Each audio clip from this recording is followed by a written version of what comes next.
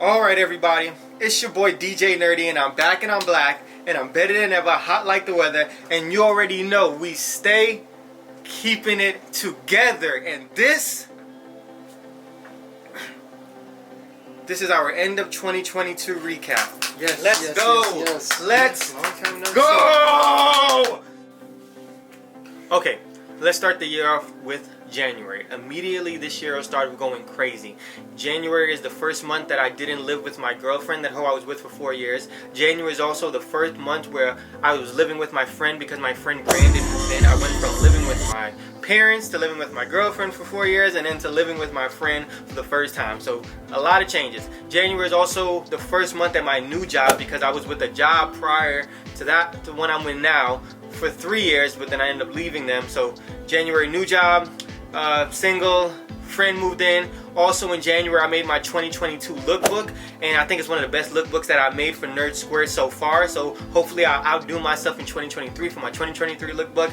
Also, I started back vlogging in January. As you know, I haven't vlogged in a long time prior to January, and now January I started taking it back seriously, pushing out content back to back. Hopefully I continue doing that in 2023. I think I am. I think I'm motivating myself to get back into vlogging because I did take about a 3-month break, and my last vlog was probably in maybe September when I threw my housewarming party video. Okay, and that moves us straight into February. In February, a few big highlights I want to point out. That is when 2 more people started living with me, my friends Taylor and Therese. So now my house occupancy came to 2 to literally doubling. It was me and Brandon, and now it was me, Brandon, Taylor, and Therese. So now I'm living with 4 people, 3 friends. First time ever doing that, first time living with this many friends. Also, my Instagram, my business Instagram, this Instagram that you're probably watching this video on right now, was hacked. All my account information was changed, my emails, my passwords, logins, everything was changed, and it took me about 10 days going back and forth to Instagram trying to get my Instagram back, but I got it back in February, and they didn't make enough changes where they started deleting pictures or changing profiles, so thank God for that. So I got back in, and you know, I now have the precautions to prevent that from ever happening again. You live and you learn, you live and you learn. She started therapy in February too. Oh yes, Jaleel, therapy. I also started therapy in February. I'm not doing therapy no more, but I did start in February and I was doing that for a few months. Okay, now I just want to point out, while all this is going on, I'm still working a full-time job, still trying to manage my friendship and my family. I'm still in the Army Reserves. I'm still running a clothing brand. I have a rental property with tenants, and then I have 3 tenants now in my house. Taylor, Therese, Brandon. I'm still saving, investing, trying to stay focused, trying to prioritize. Now I'm on the dating market, seeing just how trash it is. First time ever. So it's like just a lot is going on top of what's already going on. Okay, now not exactly a lot happened in March, but what did happen that I want to highlight is Brandon moved out in March, which means that he was only living with me for January, February, March. So 3 months, short stay. Something big did happen in March. Remember your brand made it to TV? Oh yeah, okay, that one. No, let me tell you. Old Lady Gang had their hit show Candy and the Gang, and they had my apparel in a bunch of different episodes. I had people hitting me up in New York telling me they see my stuff on TV. I had people hitting me up all over Instagram telling me they love my stuff. Man, stop playing with me, man. Stop playing with me, Also, man. I don't know how I forgot that. March is when I started the house searching process. March is when I got pre-approved. I'm not going to speak too much about this right now. I'm going to bring this up later in the video, but I just want to point out that March is when I started the process. I got pre-approved, and then I was on the search trying to find the one that fits me. Okay, now we're in April. April is my birthday month, so I threw a little birthday party at a hibachi grill, no big deal. The only big highlight to really happen in April is when I met the girl that I ended up going out with next month. Okay, you following? So I met her in April, ended up dating. I'll take it from outside. You couldn't tell me shit in May, man. You couldn't tell a brother like me shit in May. I was making straight fucking moves, man. I was fucking juggling the rental property. I was freaking handling Nerdsq, working a full-time job. I had me a straight baddie on my side. You fucking know the vibes. Yo, we was getting to know each other, living life to the fullest, man. I was doing photo shoots left and right. Photo shoots left and fucking right. I've been to that Sweet Auburn Fest, did a bunch of fucking numbers. Man, I went straight OG. I was in the mood in May. May, you couldn't tell a nigga like me shit. This is why I keep luggage on me. I keep telling you that. Jaleel, ask me why I keep luggage on me. No. Just ask me why I keep luggage on me. That's why nobody like you. I already know why you keep luggage on me. You told us this already last time. Why do you keep luggage with you at all? It's because I be making straight fucking moves! That's why I keep luggage on a brother like me. Let's get into June. So a lot of things did happen in June. I dropped the acid wash blurred hoodie. That took a lot of work, but I knocked it out. I did the photo shoot for it. Good times. Also in that month, I vendored at Juneteenth at Centennial Park. Talk that shit, okay? And literally a week after Juneteenth, I ended up vending at BlurredCon. That would put us in July. Talk that shit! Now this is a big deal for Nerdsq and me, because this marks the first time that I actually left Georgia to go do business in a different state. I live in Georgia. I went out of state. I went all the way to Virginia to vendor, which is huge. Now you talking that shit, man! Look, you gotta let a real nigga talk when real nigga shit happening, because you don't be giving the story justice, bro. You don't not be giving the story justice. You know, I respect it. You humble. But see me? I don't give a fuck.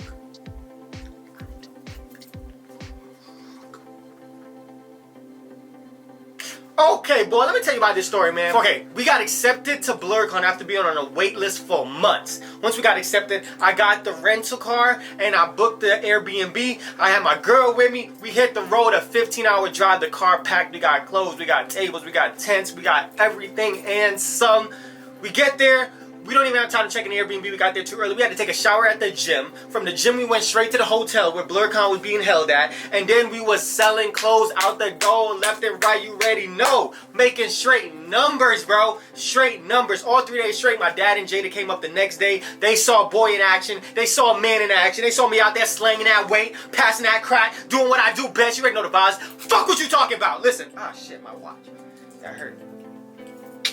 Okay, back to my story. Making straight fucking numbers, bro. Making straight freaking numbers. End of that, we hit the road, me and my girl. 15-hour drive back.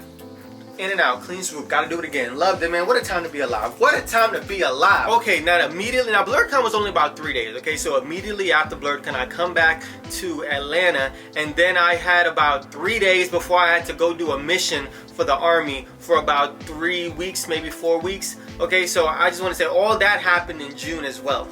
And what's next? August. I'm gonna get y'all to help me with August. You want to talk first? All right, look, I'll take it from here. Look, I'll do the first one. What happened in August? Okay, we closed on the house this month. Like DJ Nerdy said earlier, we started this process in March. January, February, March, the beginning of the year. We just now closed on it in August. It was 4 months, and yeah, man, it was a long process. It was a lot of prioritizing, a lot of saving, a lot of commitment.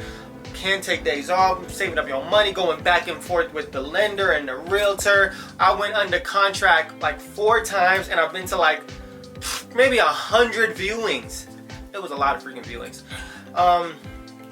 And I finally got it. I finally closed. So big ups, bro. Finally closed. We also vended at Atlanta Reggae Fest, but we was also robbed at Atlanta Reggae Fest. A bunch of our inventory got stolen, parts to our tent got stolen, and all that stuff is stuff that I bought with a credit. So I don't have the stuff, because the plan was to sell the stuff, pay it back, but now I got the pay it back portion, but I don't got the sell the stuff portion. So you can see how that can be complicated when you still got to pay for stuff that you don't even have anymore. Is that all you have to say on that, Nameless? So nobody has any remarks. Okay. Alright. We're just gonna leave it as that. Let's move this to September. September, we continue what we was doing in August, and that was furnishing the house that we just got, getting furniture, painting, decorating, getting it ready, because the plan was to start Airbnb, and that is exactly what we did. We finished furnishing and fixing up the Airbnb in the middle of September, and then a week after that, we throw a dope housewarming party at the Airbnb, showing it to a few friends of mine, having a good time, bringing in good vibes, and moving us straight into the next month. I guess I'll do October. The highlight of October was I went to Colombia with Henley and Brandon. First time going on a trip since the year started. It was cool.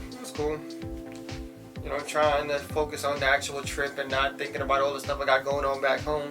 It was a little tricky, but it was cool.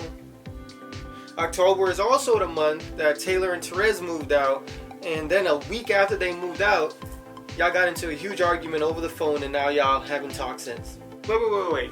Y'all not friends no more, so wait, it's just down to Henley and Brandon left? Yeah, pretty much. They're my only two close friends left. I did not see that coming. I don't know why. I always thought it was going to be Henley that wasn't going to make it. I'm not going to lie. I'm kind of shocked as well. I'm shocked that it made it this far. Nothing is wrong with Henley. He's doing good for himself. He's a cop. He's a homeowner. He's not the same person that we met years ago. All right. You know, honestly, between your ended relationship with your ex and Therese... No, we are not having this conversation. You had your time to speak on it. You chose not to say your remarks. We moved on. We're not going back. You could have talked about the breakup when you had the chance. Now we're not. We're going to talk about November and December. Now, November and December is an interesting time for me. It's a very interesting time, okay? November and December marks the first time where I now just live with me and my dog. I went from living with my mom, living with my parents my whole life, to then living with my girlfriend immediately after I moved out of my mom, to living immediately after my girlfriend moved out, to living with my friends, and now I'm experiencing what living alone is like.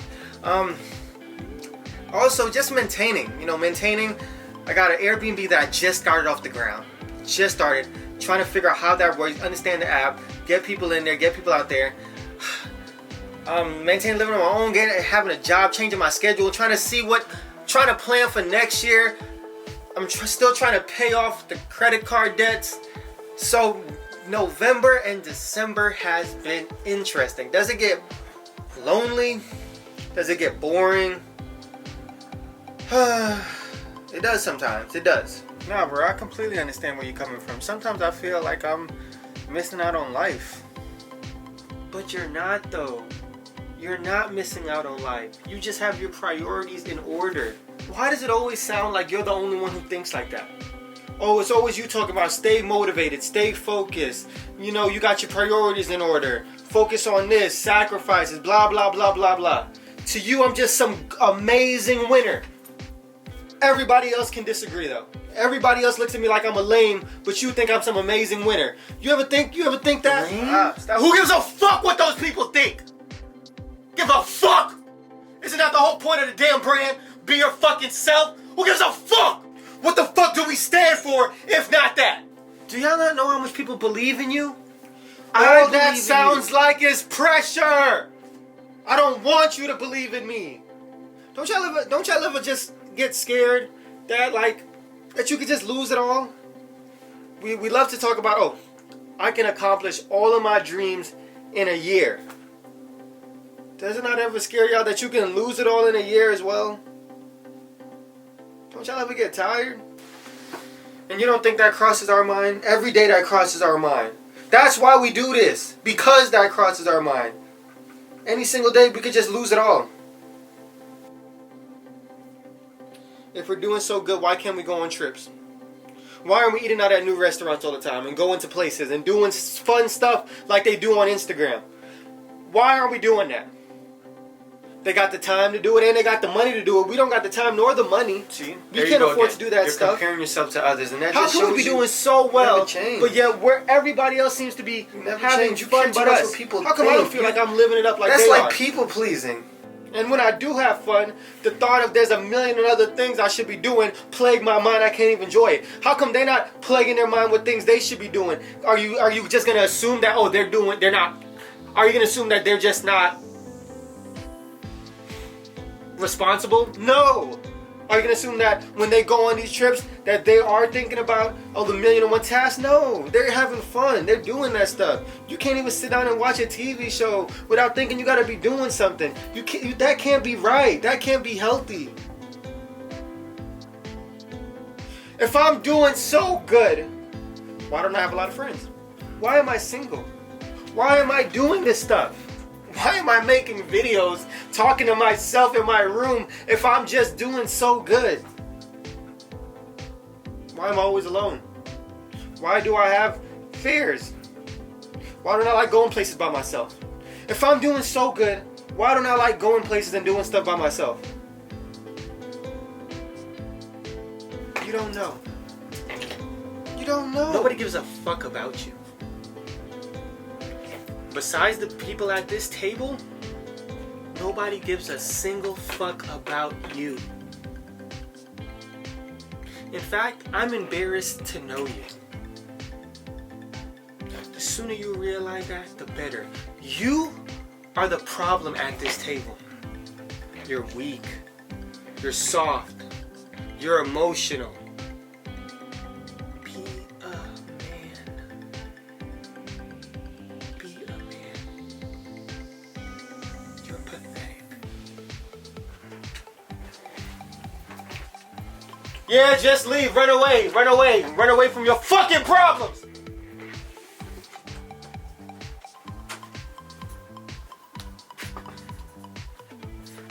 Look, I'm gonna take this as an opportunity that this is a sign that I need to close this video off. I don't really got much to say to close it after something like that. Look, this is my end of the year recap video for 2022.